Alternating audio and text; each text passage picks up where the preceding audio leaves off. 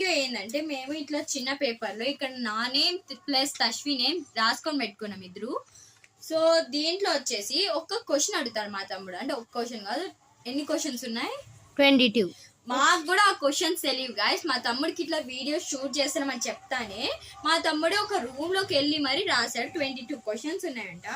So దీంట్లో వచ్చి ఆ క్వశ్చన్ ఏదో మాకు తెలీదు. ఆ క్వశ్చన్ చెప్తే ఆ క్వశ్చన్ ఆన్సర్ నా తరపు నుంచి నేను రాస్తా. ఆ తర్వాత తశ్వి మైండ్ సెట్ లో ఆలోచించి కూడా నేను రాస్తా. అట్లా తశ్వి కూడా అట్లే చేస్తుంది. అట్లా మా ఇద్దరిలో ఎన్ని కరెక్ట్ చూసుకుందాం. ఓకే, అంటే మా ఇద్దరి గురించి మాకు ఎంత బాగా తెలుసు అని, అందుకే ఈ ఛాలెంజ్. సో ఇది మేము ఏం గొడవ పడే కాదు. అంతేకాకుండా ఇంకోటి, ఎవరికి ఎక్కువ పాయింట్స్ వస్తే వాళ్ళు మేము గిఫ్ట్ కూడా ఇచ్చుకుంటాం.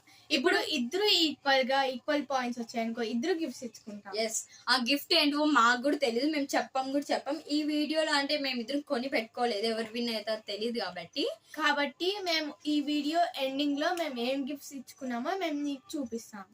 Okay guys.